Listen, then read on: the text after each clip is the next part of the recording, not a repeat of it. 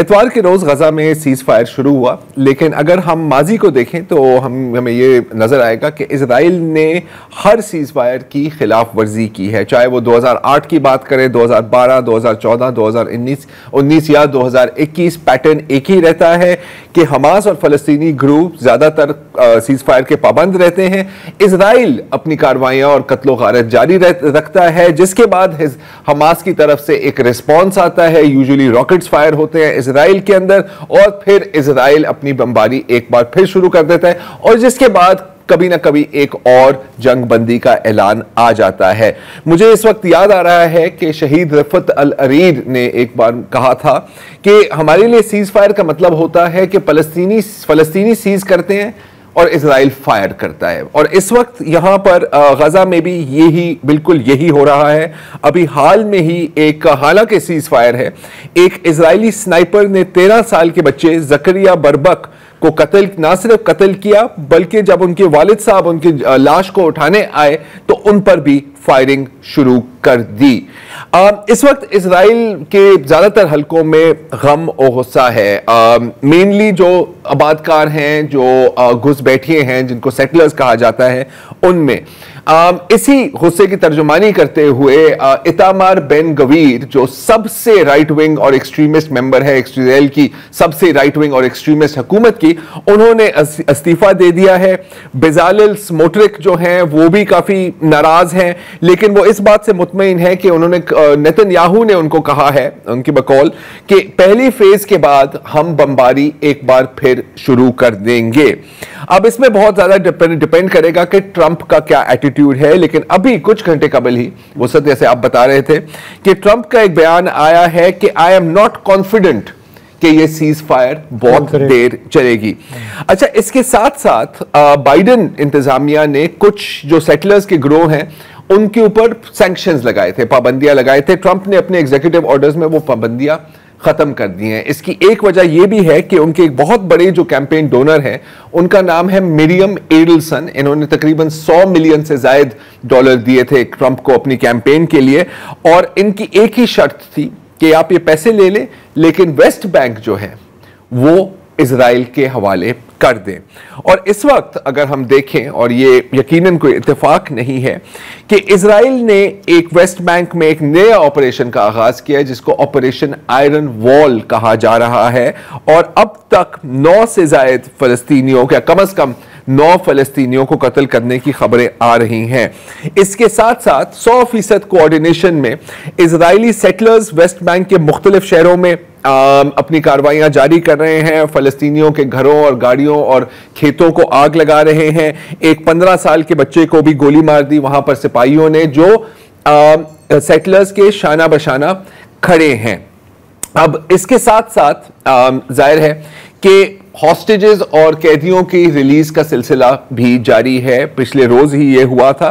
3 Israeli hostages जो Hamas की हिरासत में थे उनको रिहा किया गया और इंटरेस्टिंग बात यह है कि उनको एक गिफ्ट बैग या गुडी बैग भी दिया गया, जिसमें एक तो उनको एक गजा का नक्शा दिया गया और उसके साथ साथ उनकी जो तस्वीरें थी जो हमास ने ली थी कैद के दौरान, वो उनको दी गई एक यादगार के तौर पर। उनको एक सर्टिफिकेट भी बाकायदा दिया गया कि आप हमारे कैदी रहे हैं।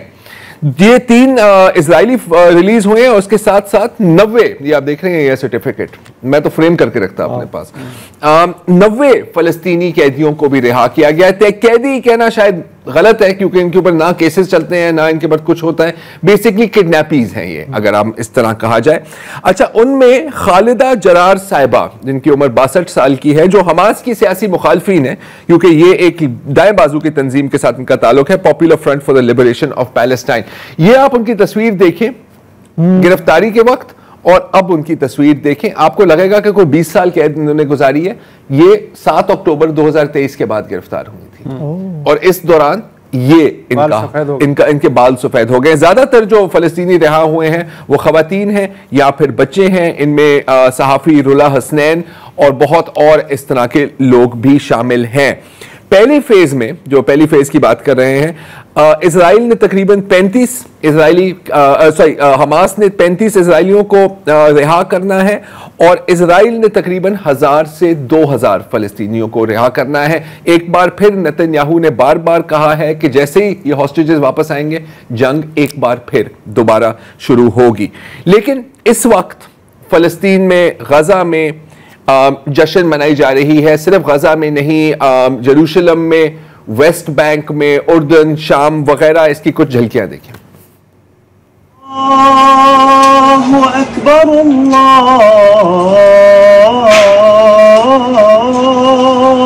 अकबर, अशहदु अल्ला इलाहा इल्लल्लाह।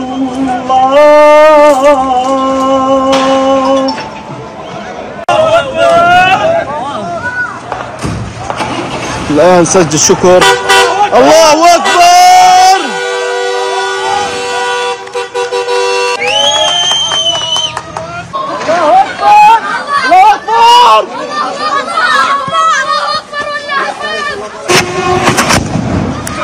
الله أكبر. الله أكبر. الله أكبر. لا إله إلا الله.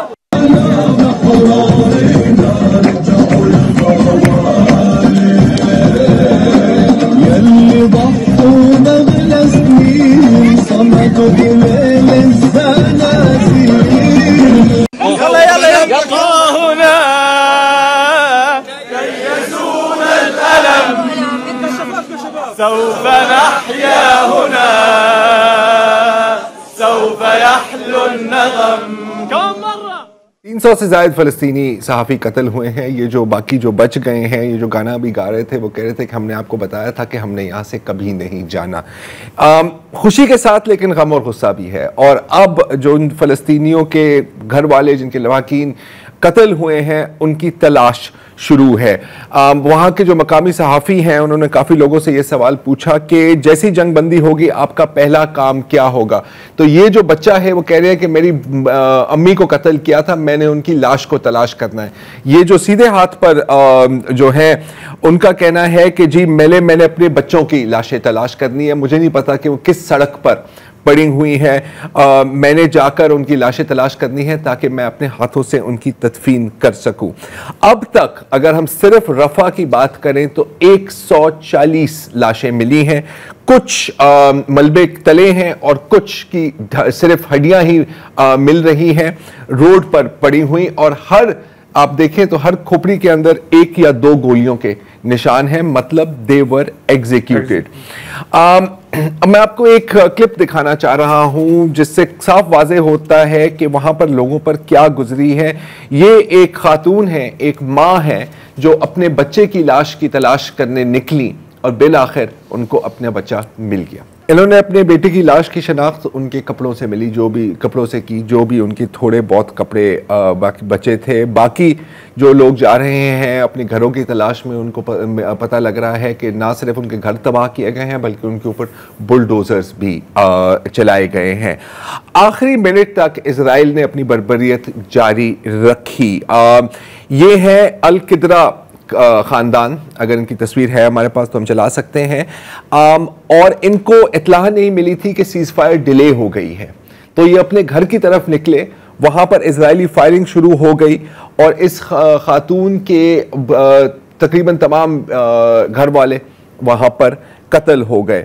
ये है मरियम, 15 माह की उम्र थी इनकी। ये पहले दिन पर अक्टूबर 7, 2023 पर पैदा हुई थी और सीज फायर के कुछ मिनट पहले इन पर बमबारी हुई और ये कत्ल हो गए। लेकिन फिर भी गजा की जो अवाम है वो पुरुमीद है। और कितने पुरुमीद हैं आप खुद ही सुन लें। وحنجيب الركاب وحنبني وحنعمر وحترجع غزة أحلى من قبل. في طفلة بنت شهيد، في أختها، في ختيار، في شاب، كلنا حنعمرها وحترجع أحلى من قبل. غزة فينا، إحنا اللي صمدنا وإحنا اللي صبرنا، ولا إنجازات لأي حدا